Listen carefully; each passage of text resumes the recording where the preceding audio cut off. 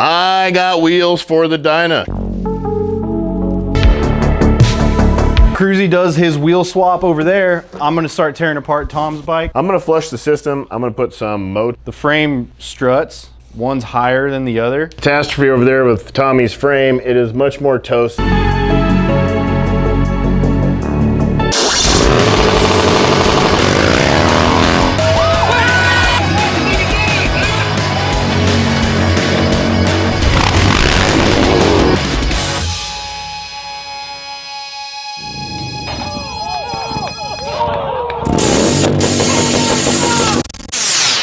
So we're back. Trent just did another heat cycle on his bike. Thing is still running really nice. What are you up to now? 3? 4. 4 heat cycles. That means only one more. One off camera. Oh man. Sorry guys. A whole heat cycle off of camera. How dare he disrespect you guys like that? You go over to Trick Bike Trent on Instagram and go talk a bunch of shit to him and tell him how disrespectful he is right now. But yes, I got wheels for the Dyna. She's finally getting a set of North Stars, which is what I run on pretty much all my bikes, all my stunt bikes. I like them because they're super lightweight and they look sick as hell. They're like OG Sans. If anybody's ever from the import world, like the 80s, early 90s, there was these old school wheels called OG Sans, and they were like a 5-spoke, just like lot like this. They were gold in the center, kind of polished on the outside. Super dope, based them off of that. I love that style, good to run them. I've been running a set of hand-me-downs from Tom. They are Tom's, what do you call them things? Thunder Stars. Tom let me borrow his Thunder Stars when he wrecked his bike last year. And it's time for me to get him off and put him back on his bike. So we're putting his bike back together because he wrecked last bike week and his bike's been smashed ever since. So I'm gonna straighten the back of the frame. We're gonna put a chain drive on it, a clutch, wheels, and hopefully find some brake rotors that work. Well, here we go. It's time to do a whole bunch of tire changing montage.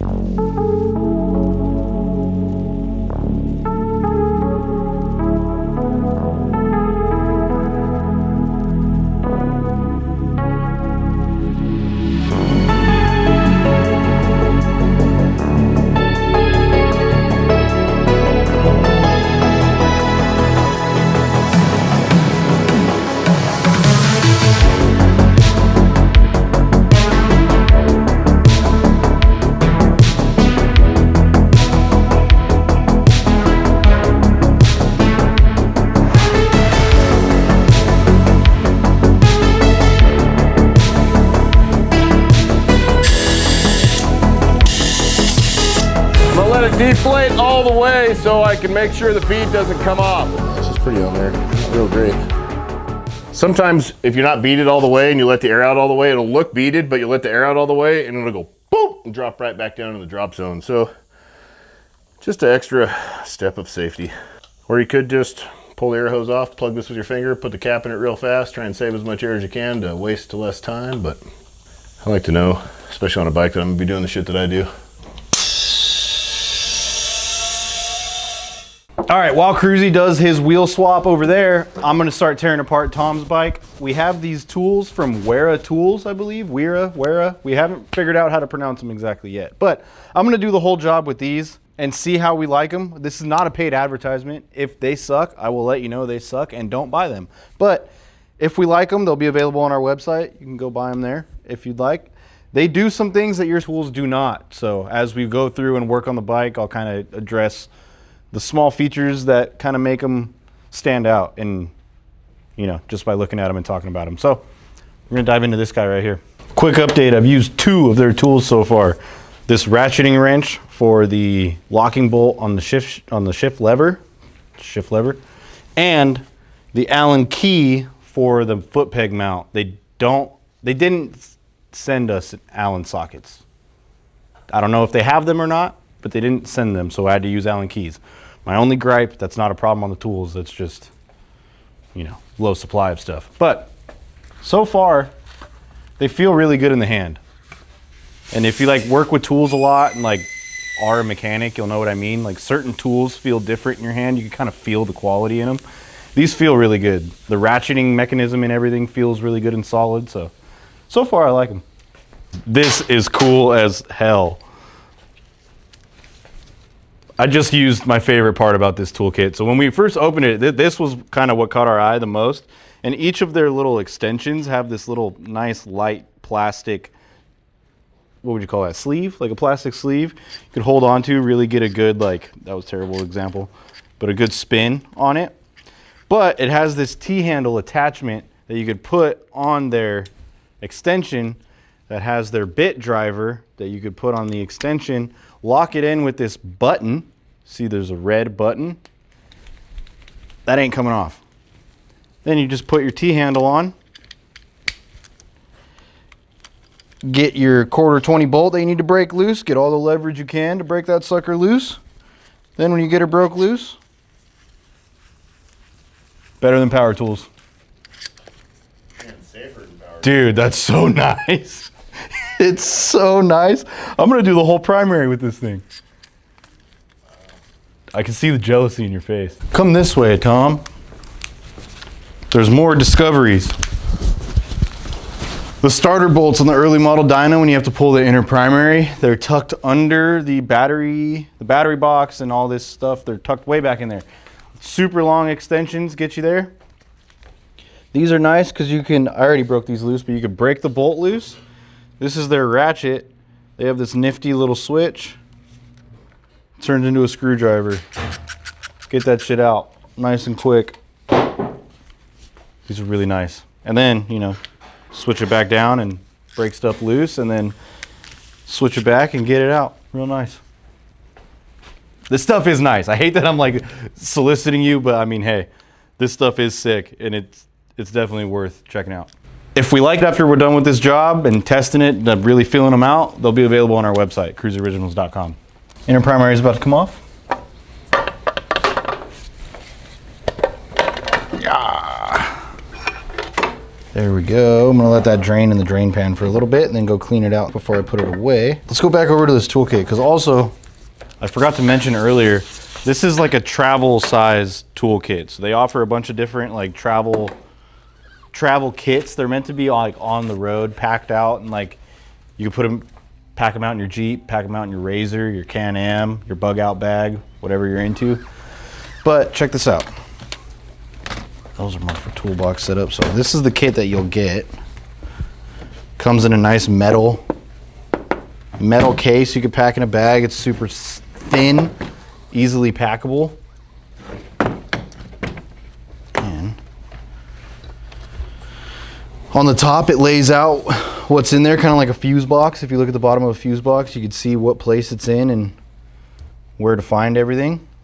You get 3 different extensions, 1 swivel extension. You get this little bit adapter that has all these bits. You get up to, I think, 732s. Yes, 732 Allens. I do wish they had a 1/4 and a 5/16. That would be my only gripe with that. But you get all the size Torx bits you need up to T40. Again, it would be cool to have a T45. But, I mean, I've pretty much got to this point with nothing but this kit here. Minus, you know, the snap ring pliers. You need some pliers, a flat head, and a hammer. And a 30 mil socket for your clutch. 1.5 inch for your compensating sprocket on this year motorcycle. Very. Other than that, I mean, I've gotten pretty far with just this kit alone. But yeah, just cool shit that's just very inventive, and we're excited about it, so we're playing with it. That's it. And it's fun. And I like it. And that thing is also sick. One more gripe about this thing, though, while we're on it. I wish there was a kind of an external button to be able to swap the socket on this thing instead of having to push the button on the back. Very small inconvenience. And that's only if you're running it straight, right? Yeah. If you're running it straight, here's your there's no ratcheting way to pop it off. T-handle, because you can just go. Yeah. Or. Yeah. That dude. That is so I can't believe, like, on an extension. Dude, like, how did nobody think of this before? Like, that's just break it loose, break it loose, and then just keep it in there and go. Yep. That's how I took the starter bolts out. Like side of the road, this on the side of the road, when you, yeah. Like, I'm spoiled with tools. Like, I use electric everything, and if I got to use a wrench or something that ain't fast and easy, I get real upset. So this, having it in your saddlebag, that kit right there. Yeah, that's a damn good kit. It's pretty sick so far. Now we just gotta see if it breaks though. You need a crank on something with this. Yeah. That's like, this shit looks cool. Great ideas. Is it gonna break? Is it gonna hold up in a motorcycle shop? We're also gonna use this for a long period of time, not just this one job. We're gonna crank on these for a bit and try it out, and I'm going back to work on my bike. Well, I've got some hubs that I got from our manufacturer. I need to put these on. We go generous amounts of Loctite.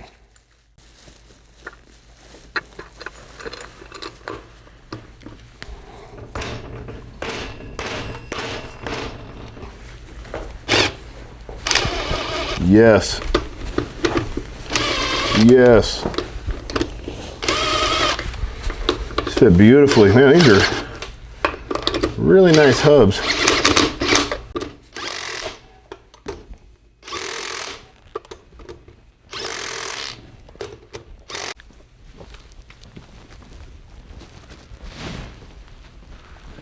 Oh man, good back scratcher too. This is I don't know what size Allen this is. It's the big ass Allen in the Allen set that you only use for random things from time to time. That I put in the lathe and I turned out the outside diameter. I turned it down to fit inside of wheel hubs. In like 2009, I did that. And I've been using this dude ever since. It's a snap-on, so turning it down was really hard and really slow because it's hard tool steel. But we're gonna torque this dude to 55 foot-pounds in a star pattern.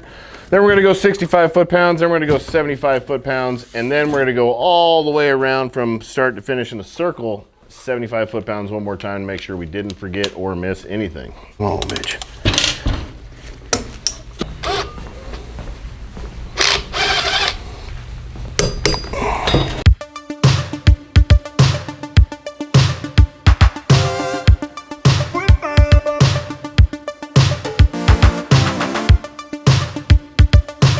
I got Tom's transmission case all freshly resealed, cleaned up, ready to go. Got a new O-ring for the inner primary to go on. I just need to press the roller bearing out of the inner primary and put the sealed bearing conversion in, and then the inner primary, actually the sprocket can get bolted up and the inner primary can go on, and then we can continue with this job. Quite possibly, I'm enjoying the blizzard right now. Have Tommy's done tomorrow. It is the end of the day, and we're going home, and my hub didn't come with a crush tube, so I'm waiting on some measurements so I can cut one. And we'll be back at this tomorrow. Back at which puts us 1 day behind on the schedule. These both needed to be done today, and I thought that would be a nice, easy one, and it turned into a nightmare of a hub setup and a whole bunch of bullshit and things that always go like that. Well, we still need to do the front on this guy too, right? We need to put 1-inch bearings in that wheel on that. So yeah, it'll be like mid-morning tomorrow. I'm confident, fairly confident.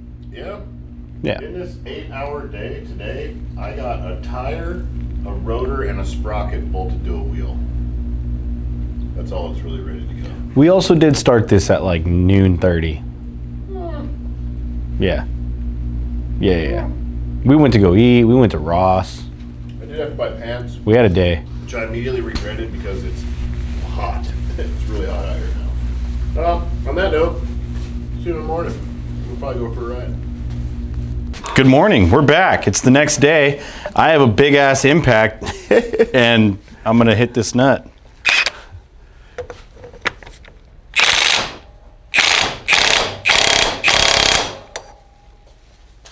It's a big ass impact, dude. This thing's powerful, man. Dude, it's on low. Yeah, it rips. Yeah.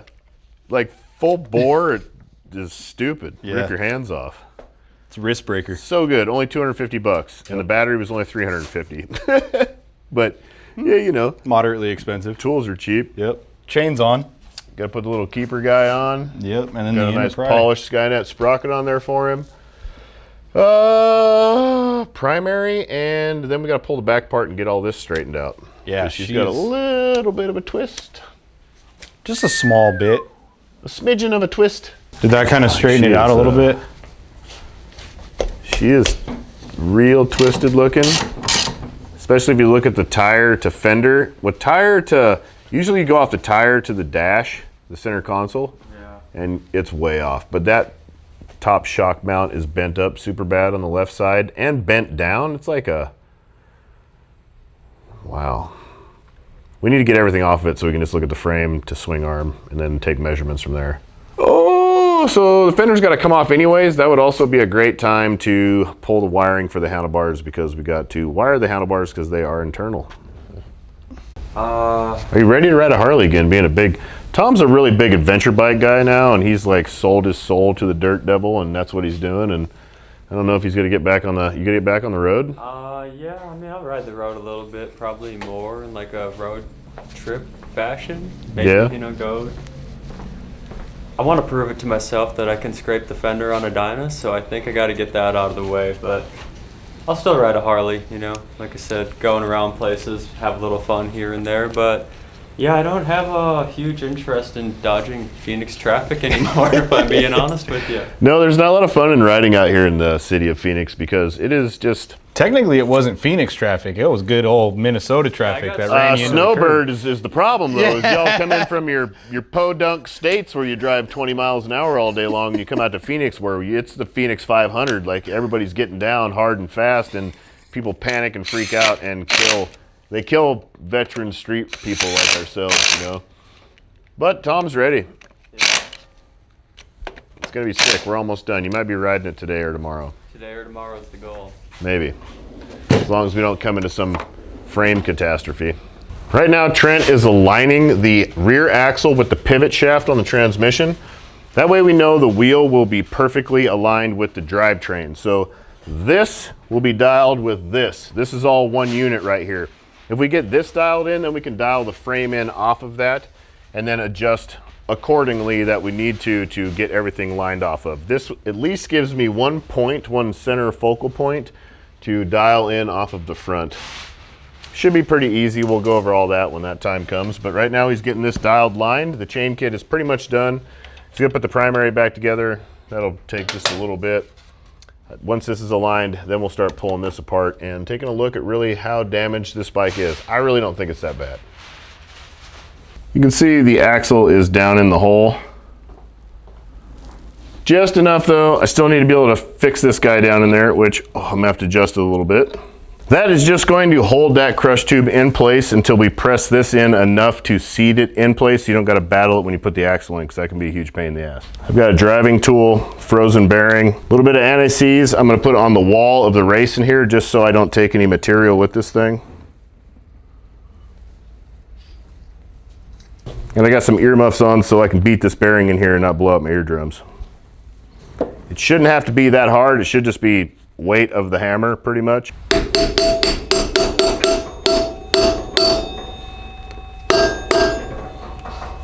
Just take your time, lightly tap it. You kind of got to work it around, make sure it's staying nice and true.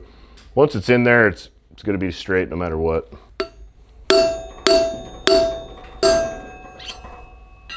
You really got to take your time, put your finger in there, check that bearing. You just want it to barely be touching. You don't want it being smashed really tight because you'll push the inner races out and it'll ruin the bearings. It's got to be precise. So take your time, do a tiny bit at a time, which is feeling pretty good already.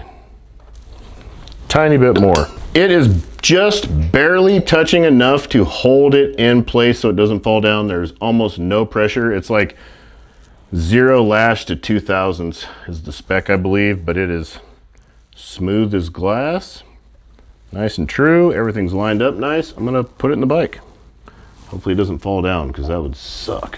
When you have a wheel like this, like an aftermarket wheel that has an aftermarket hub that is not size on for the crush tube, they do that a lot of times so you can have one general hub. You don't have to make a bunch of different hubs for different setups and different crush tubes.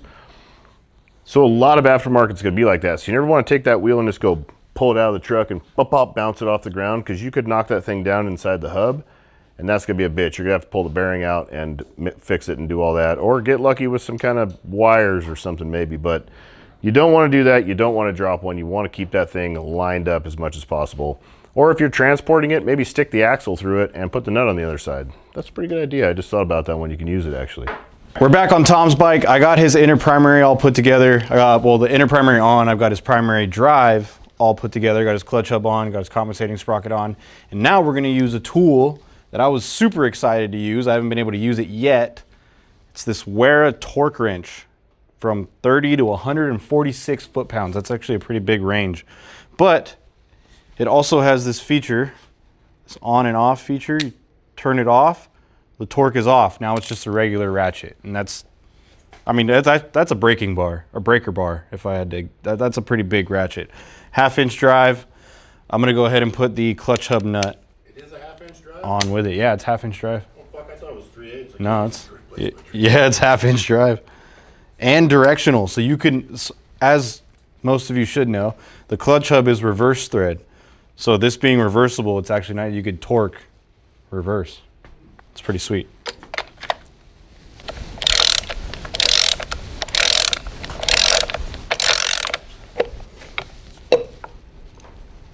All right, that's nice and snug.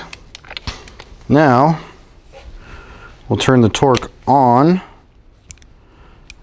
I don't know how to adjust it yet, so we're gonna learn together. Oh wow, this thing's like a bop it, or like a saw, you know, like the bop it, twist it, turn it, like that kind of shit, you know, like that's what it feels like. And then you got Newton meters, which I don't know what a Newton meter is, and then foot pounds. That's what we're gonna go off of because we're American.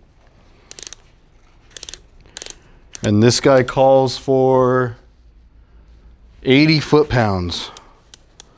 So there's 50. They go in 10-inch increments. 60, 70, 80. And then I guess that would lock that down. We're torquing. See how she feels.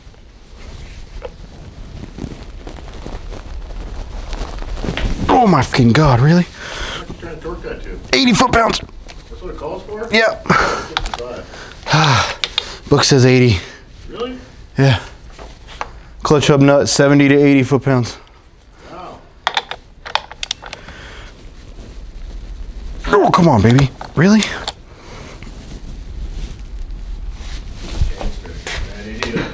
Oh. Oh. I think I might need a girthier fella. You need a man's help? Oh, there you go. There you go. Big lift. Yeah. Man. For real? There's no way that's not. No, that's what I'm saying. You got it in the wrong mode. Push the thing up and try it.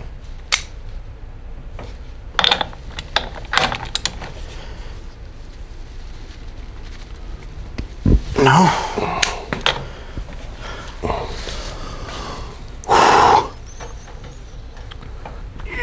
If you get it pulling it that hard, it needs more aggressive handle. Maybe that needs to be out for it to torque. I don't know why. Have we read the directions? No, of course not. I think it's time to refer to the directions. Where are they? I don't know. I got a set of them on my desk. Otherwise, there should have been some in that sleeve. Yep. All right, we'll get back to you. We're going to learn what we're doing because we're clearly missing something here.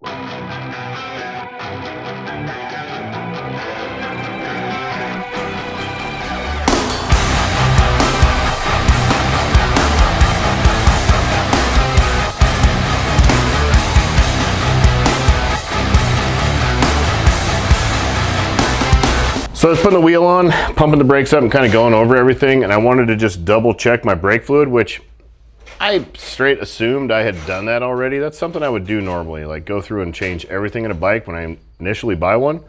But I haven't rode this bike much, and apparently I never did that because it looked like it had black, I cleaned it out already, so you're not gonna get to see anything cool, but it looked like it had black mud inside of it. It was bad. So this bike had 8,500 miles on it. I probably had the stock rear brake fluid, if I had to guess. So that's the first thing, like check your brake fluid, check all your fluids in your bike when you buy one, because you don't know. This bike was immaculate when I bought it, but the brake fluid still looked like metal-filled shit. So I'm gonna flush the system. I'm gonna put some Motul RBF 660 in it.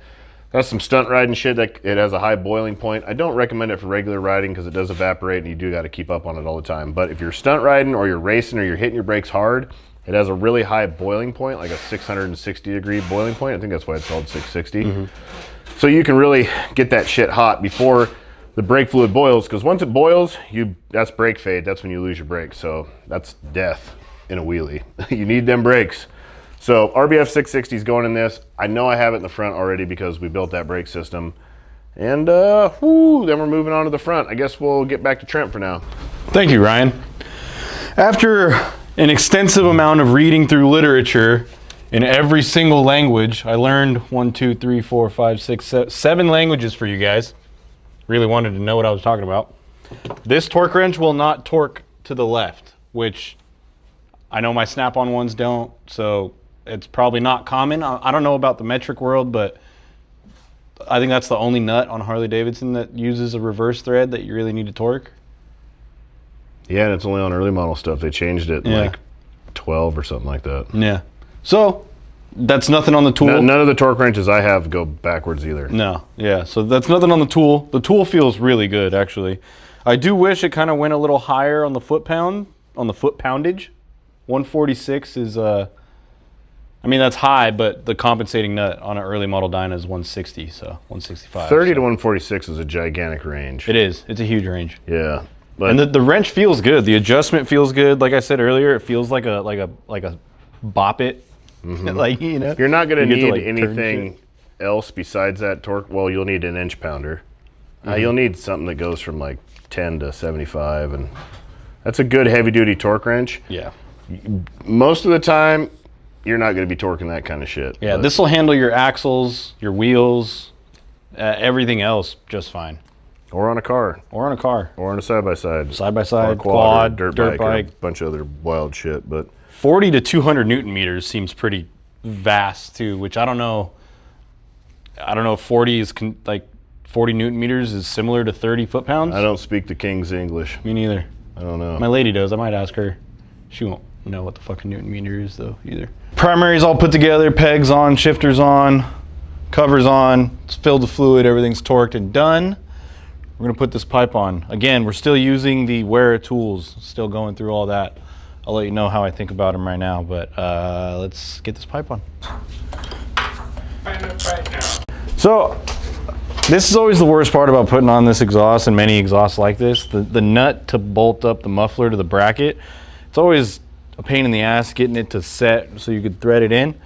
But Kruesi just came over and said, why don't you use the new fancy tools? Because your normal snap-on box end wrench, right? The Wera Tools box end wrench. There's a little step there to hold the nut. I think I just heard it. Can you flop it around and it'll stick? Cut. This thing's got button head Allens in it, and they are the most trash ever. So 2 of them spun out of this one. 1 of them spun out of the last one. Which one did you take out? That one. Trade you. You can have that one. Keeping it. So you got to find a Torx bit that's pretty close to the Allen after you've already spun said Allen out, and then give her a good smacking with a hammer, and then bury that muff comb. Which coincidentally will be really hard to get that Torx bit out of there when the time comes. But that's the only way you're getting this dude out. We're not going to use Allens ever again. Come on, baby. Oh, turn, turn, turn, yes.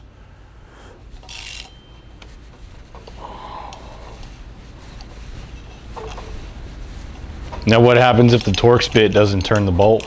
You're forked. And you're getting a hammer and a chisel, and you're hitting it with a chisel and trying to walk it around. And then if that doesn't work, then you're getting the drill and crayons. Actually, with the head on there, you can melt some crayons into most every bolt, and they'll just walk right out most of the time. Oh, the front tire's flat. It almost popped off the bead with my hand. It's so flat. Oh, I hope that's not a thing. Looks to be centered. Not the right rotors for the wheel. I have some of our North Star rotors I might be using. They might be coming off of a customer's bike to go to a different color set of rotor. If that does work out in my favor, then I will be using those rotors. If not, then they go into a different customer that also has dibs on them before I do. So I'm waiting to hear which way it's going. Have we heard anything on that? We have not heard back from the other guy that was interested in purchasing them. So I think at that point I'm probably gonna take them for myself, but I ain't gonna have time to do that because they need to come off the other bike, blah, blah, blah. When they come off that bike, then we'll put them on this one. But it's gonna have North Stars that will match all up. These are TC Bros. These are really nice. I really like TC Bro rotors. We run them a lot. We sell them a lot. They're really, really good rotors for a cheap price. Ours are very, very good rotors for a real price. These are only $200 a piece? Yeah.